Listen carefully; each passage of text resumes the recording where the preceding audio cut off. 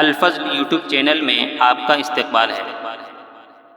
اس channel پر روزانہ قرآن پاک کی ایک آیت تلاوت مع ترجمہ اور مختصر تشریح پیش کی جاتی ہے۔ ویڈیو اپلوڈ ہونے پر نوٹیفیکیشن پانے کے لیے اس چینل کو سبسکرائب کریں اور بیل آئیکن ضرور دبائیں۔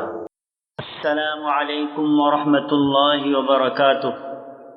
میرے دینی و ایمانی بھائیوں اور بہنوں، سورہ مائدہ آیت نمبر 92 پیش خدمت ہے۔ اعوذ باللہ من الشیطان الرجیم وَأَطِيعُوا اللَّهَ وَأَطِيعُوا الرَّسُولَ وَاحْذَرُوا فَإِن تَوَلَّيْتُمْ فَاعْلَمُوا أَنَّمَا عَلَى رَسُولِنَا الْبَلَاغُ الْمُبِينُ۔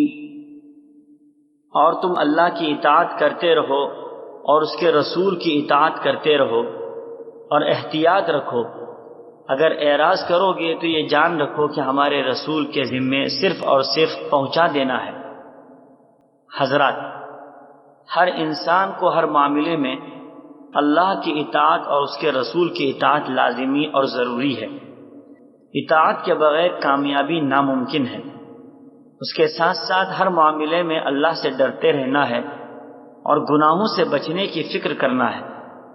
اس آیت کا ماقبل والی آیت سے اگر ربط کیا جائے تو یہ مفہوم ہوگا کہ پچھلی آیت میں جن گناہوں سے بچنے کا حکم دیا گیا ہے اس سے بچو اور باز آ جاؤ، اور اللہ کا جو حکم ہے اس پر عمل کرو۔ نبی کریم صلی اللہ تعالی علیہ وسلم نے جو طریقہ بتلایا ہے اسی کے مطابق اپنی زندگی گزارو، کیونکہ اطاعت میں ہمارا ہی فائدہ ہے۔ اگر ہم اطاعت نہ کریں گے تو نہ اللہ جل شانہ کا کوئی نقصان ہے اور نہ نبی کریم صلی اللہ تعالی علیہ وسلم کا کوئی نقصان۔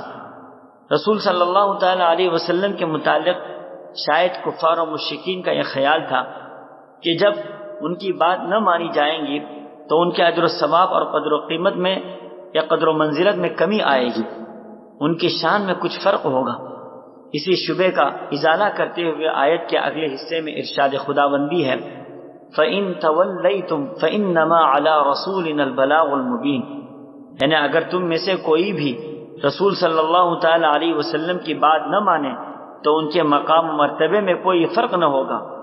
ان کے سپرد جو کام اور ذمہ داری تھی وہ کر چکی، واضح طور پر اللہ کے احکامات پہنچا دیے۔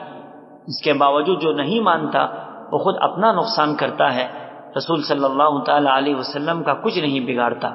اللہ تعالی ہم سبوں کو اللہ و رسول کی سچی اطاعت نصیب فرمائے، آمین۔ وآخر دعوانا ان الحمد للہ رب العالمین۔